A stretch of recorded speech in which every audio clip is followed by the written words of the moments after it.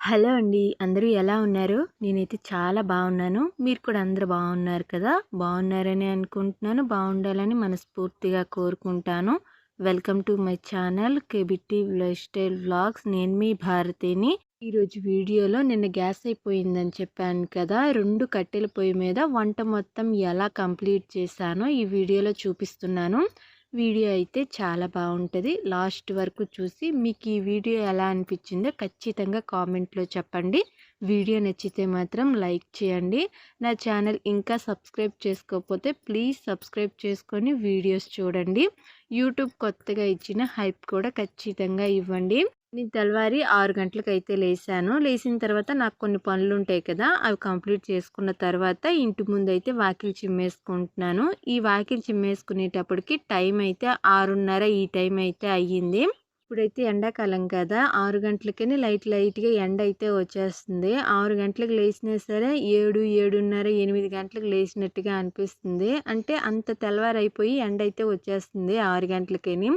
అప్పుడు చలికాలం ఏంటంటే 6 గంటలకు లేచినా సరే లైట్గా చీకటి ఉండి బాగా మంచు పడేది. ఇప్పుడు అలా లేదు. 6 గంటలకు లేస్తేనే ఎంతో లేట్గా లేసాము అని ఫీలింగ్ అయితే వస్తుంది. కానీ 5 గంటలకు మాత్రం లేయలేకపోతున్నానండి. ఎందుకో 6 గంటలకే కరెక్ట్గా లేస్తాను. ఇంటి ముందు వాకిలి చిమ్మడం అయిపోయిన తర్వాత ఇక్కడున్న చెత్త అంతా కూడా ఒక కువ్వలా తోసేసి గంపలోకి ఎత్తేసుకున్నాను. దాని తర్వాత పొయ్యిల దగ్గర ఉన్న బూడిద కూడా ఎత్తేసుకొని గంపలో వేసేసుకున్నాను. ఆ గంపలో ఉండే చెత్త మేము రోజు చెత్త వేసుకునే దగ్గర వేసేసి ఇంకా వెళ్ళే దారిలో కూడా వాకిలి చిమ్మేసుకుంటున్నాను. చూసారా మీరు, వాకిలి చిమ్మేటప్పటికి నాకు ఎంత టైం అవుతుందో. 6:30కి స్టార్ట్ చేశాను కదా వాకిలి చిమ్మడము, 7 గంటలు అయితే అయిపోయింది. అరగంట పని ఈ వాకిలి చిమ్మడి దగ్గరే అయిపోయింది. నేను ఈ వాకిలి చిమ్మేటప్పటికి లైట్గా ఎండ వస్తుందని చెప్పాను కదా, ఈ ఎండ వెలుతురు వల్ల ఇంటి చుట్టూ ఉండే చెట్లు చూడడానికి చాలా బాగుంది. చూడండి, ఈ పక్క పచ్చగా సూర్యుడి వెలుతురుకి చూడడానికి చాలా బాగుంది. తెల్లవారు కానీ సాయంకాలం కానీ మా ఇంటి దగ్గర చూడడానికి అయితే చాలా అందంగా ఉంటుందండి. అప్పుడు చూడడం నాకు చాలా ఇష్టము. ఇంకా వాకిలి చిమ్మడం అయిపోయిన తర్వాత మామూలు గొట్టి నీరుతోనే కల్లాపు చల్లేసుకుంటున్నాను. ప్యాడ్ ఈ మధ్య దొరకటం లేదు. అంటే బర్రెలు మా ఇంటి పక్కల ఇల్లు అయితే వెళ్ళటం లేదు, వేరే పక్క నుండి అయితే వెళ్తున్నాయి. అందుకని సరిగ్గా ప్యాడ్ అయితే దొరకటం లేదు. ఇప్పుడు 4-5 రోజులు అయింది. ఒట్టి నీరుతోనే కల్లాపు చల్లుతున్నాను. ఫస్ట్ అయితే ఇంటి ముందు కల్లాపు చల్లేసుకున్నాను. ప్యాడ్ ఉన్నా లేకపోయినా ఒక 4-5 బకెట్లతో అయితే ఇంటి ముందు మొత్తం ఎంత ప్లేస్ ఉందో అంత ప్లేస్ అయితే కల్లాపు చల్లుకుంటాను. ప్యాడ్తో కల్లాపు చల్లితే కొద్దిగా లేట్ అవుతుంది. నార్మల్ వాటర్తో కల్లాపు చల్లితే కొద్దిగా తొందరగా అయిపోతుంది అంతేని. ఇప్పుడైతే వెళ్ళే దారిలో కల్లాపు చల్లుకుంటున్నాను. వెళ్ళే దారిలో కల్లాపు చల్లుకోవడానికి ఒక్క బకెట్ నీరు అయితే సరిపోతాయి, ఎక్కువ ఏం పట్టదు. కొద్ది ప్లేసే కల్లాపు చల్లుతాను. కల్లాపు చల్లడం అయిపోయిన తర్వాత ముగ్గు అయితే వేసుకుంటున్నాను. ముగ్గు చిన్న ముగ్గేని. ముగ్గు మొత్తం వేసిన తర్వాత ఇంటి ముందు చూడడానికి ఎలా ఉందో మీరే కామెంట్ చేసి అయితే చెప్పండి. ఇంకా నాకు ఒకరు కామెంట్లో అడిగారు, అక్క మీరు బాగా సన్నంగా అయ్యారు, మీరు ఏమైనా డైటింగ్ చేస్తున్నారా, డైటింగ్ చేస్తే ఆ టిప్స్ చెప్పండి అని అయితే అడిగారు. నేనైతే డైటింగ్ ఏం చేయటం లేదండి. నాకు డైటింగ్ చేసే అంత ఓపిక ఉండదు. ఇంతకు ముందు వీడియోలో చెప్పాను కదా, నాకు హెల్త్ బాగాలేక హాస్పిటల్లో జాయిన్ అయ్యానని. హాస్పిటల్లో వారం రోజులు ఉందును. ఆ వారం రోజులైతే నేను అస్సలు ఫుడ్ తినలేకపోయేదాన్నండి. ఒకవేళ ఫుడ్ తినే సరే వామిటింగ్స్ అయిపోయేవి. హాస్పిటల్లో ఉన్నన్నాళ్ళు సెలైన్లతోటే ఉందును. అందువల్ల కొద్దిగా సన్నమయ్యానని అయితే అనుకుంటున్నాను. నేను సన్నమయ్యాననేసి నాకైతే అనిపించటం లేదు. కానీ ఒక్కరు కాదండి, 2-3 అయితే కామెంట్లో పెట్టారు, మీరు బాగా సన్నమైపోయారు అని అయితే పెట్టారు. నేనైతే డైటింగ్ ఏం చేయటం లేదండి. డైటింగ్ చేయాలంటే ఫుడ్ మీద బాగా కంట్రోల్ ఉండాలి. నా వల్ల అయితే కాదండి ఫుడ్ని కంట్రోల్గా తినడము. నాకు ఏదైనా ఇష్టమైంది నేను చూశాననుకోండి, అది ఖచ్చితంగా తినాలనిపిస్తుంది. అస్సలు కంట్రోల్ చేసుకోలేను. మనం డైటింగ్ చేయాలంటే ఫుడ్ కూడా చాలా విధాలుగా మార్చుకోవాలి. అలా అయితే నేను మార్చుకోలేకపోతున్నానండి. నాకు కొద్దిగా పొట్ట అయితే పెరిగింది. ఆ పొట్ట తగ్గించడానికి రాత్రి వరకు చపాతీ తినాలని అనుకున్నాను. కానీ అస్సలు రాత్రి వరకు అయినా సరే చపాతీ అలవాటు చేసుకోలేకపోతున్నాను. నాకెందుకో అన్నం తినాలనే అనిపిస్తుంది. నేనైతే డైటింగ్ చేయలేనండి. డైటింగ్ టిప్స్ అయితే అడిగారు కదా, నాకు తెలిసినవి ఒక 2-3 చెప్తాను. నేను ఎక్కువగా డైటింగ్ చేయను కాబట్టి నాకు టిప్స్ అయితే పెద్దగా తెలీదు. కానీ నాకు తెలిసినవి చేయడం పెద్దగా కష్టమేమీ ఉండదు, కానీ ఖచ్చితంగా చేస్తే చాలా వరకు రిజల్ట్ ఉంటుందని అనుకుంటున్నాను. ఫస్ట్ అయితే మనం ప్రతిరోజు అన్నం తింటాం కదా 3 పూటలు. అలా అన్నం తినేటప్పుడు ఒకేసారి కడుపు నిండా తినేయకుండా కొద్ది కొద్దిగా ఒక 7, 8 సార్లు తిన్నామనుకోండి, కడుపు నిండా తినకపోవడం వల్ల మనకెప్పుడు కూడా ఆకలితో ఉన్నట్టుగానే అనిపిస్తది. అందువల్ల చాలా వరకు వెయిట్ తగ్గే అవకాశం ఉంటది. నేను ఎక్కడో ఈ టిప్ అయితే విన్నాను. అందుకని మీతో షేర్ చేసుకుంటున్నాను.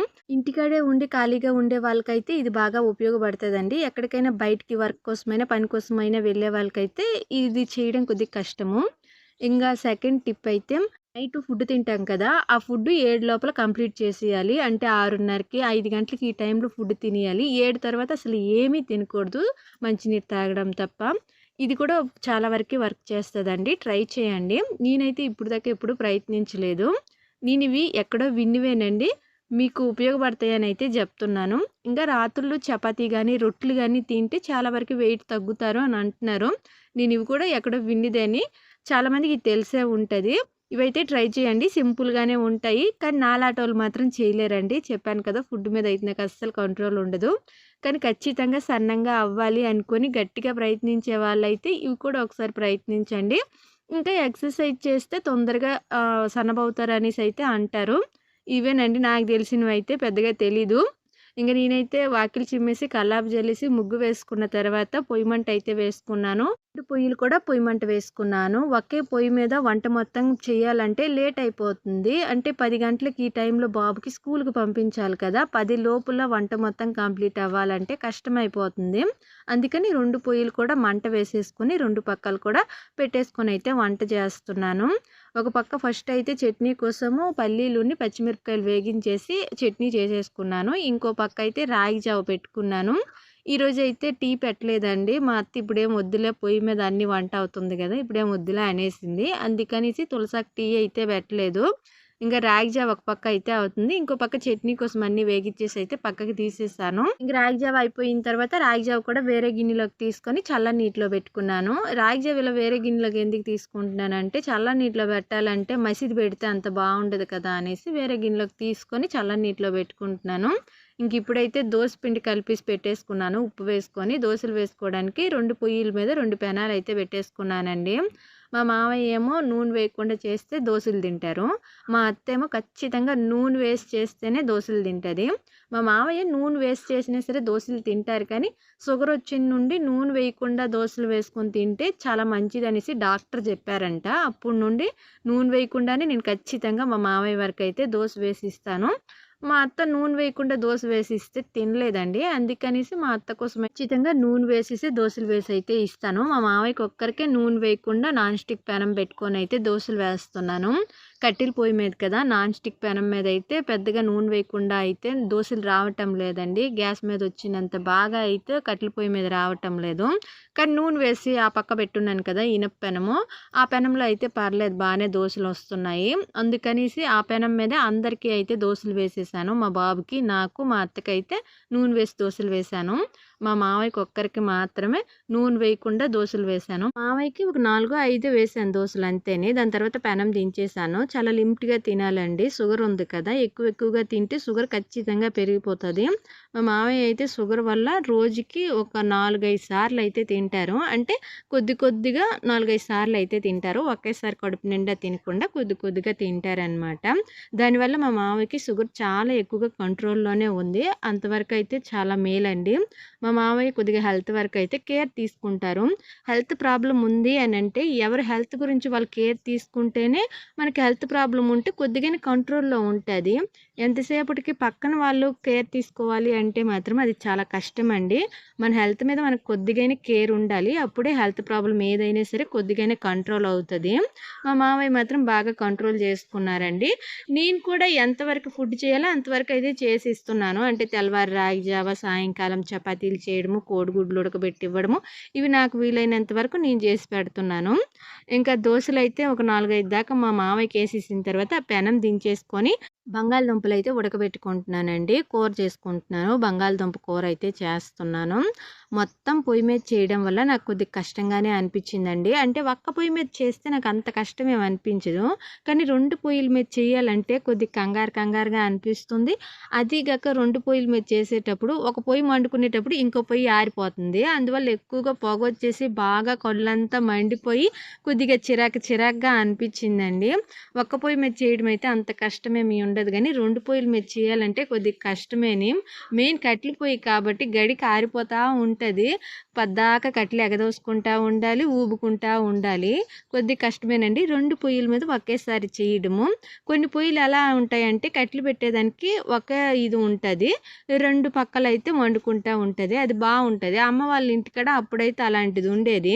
ఇప్పుడు మాత్రం కుమ్మరి పొయ్యి అనేసి ఒక చిన్న పొయ్యి అయితే ఉంది అమ్మ వాళ్ళ ఇంటికాడ కూడా.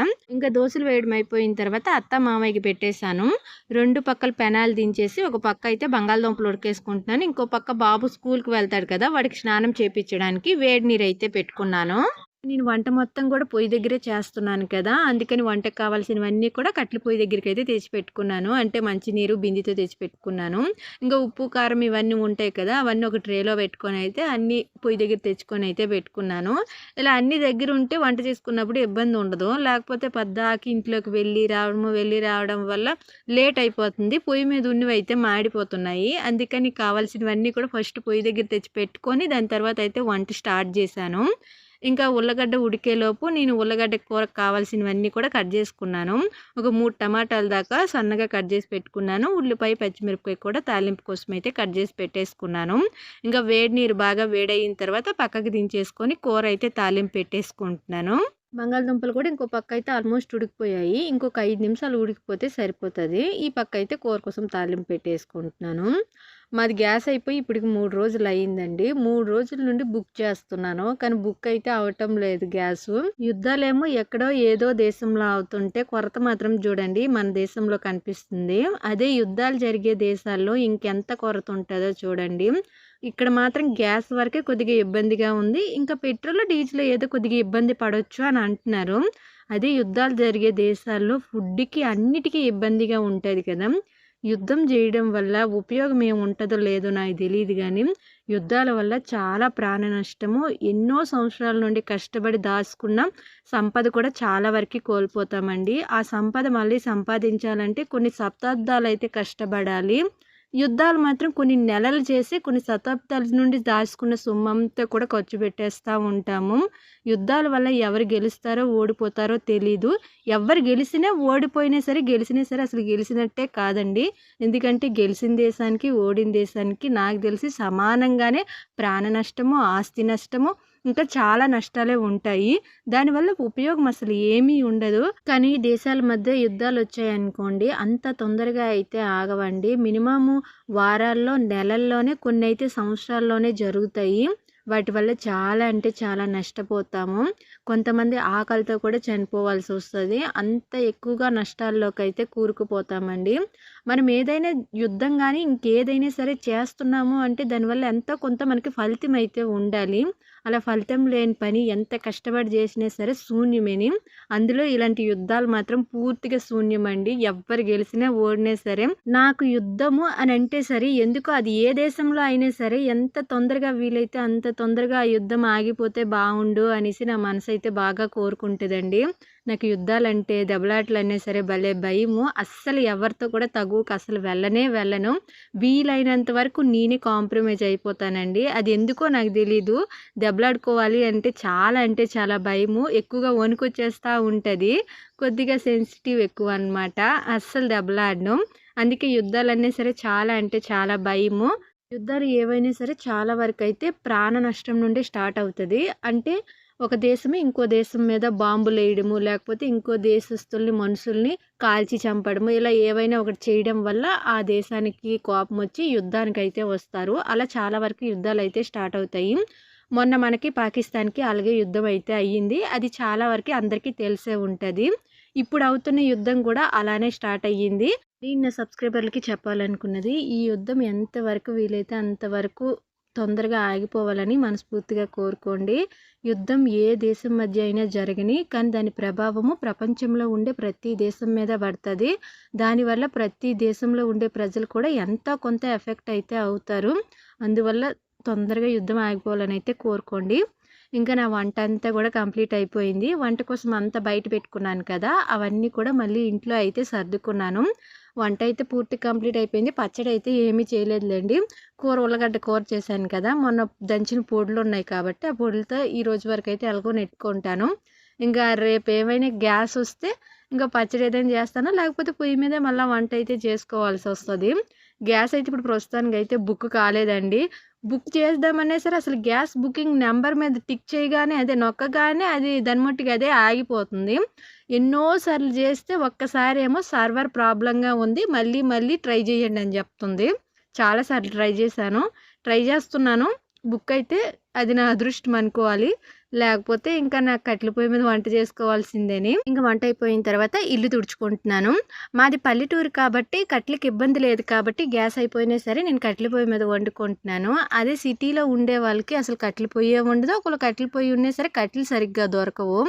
అలాంటి వాళ్ళకి చాలా అంటే చాలా ఇబ్బంది అవుతుంది. ఇంక ఈ మధ్య అయితే బాగా ఎక్కువ మంది అయితే కరెంట్ గ్యాస్ అయితే ఎక్కువగా బుక్ చేసుకుంటున్నారు, గ్యాస్ సరిగ్గా బుక్ అవ్వటం లేదనేసి. ఇదనమాట ఇప్పుడు ప్రస్తుతానికి మనకున్న ఇబ్బంది.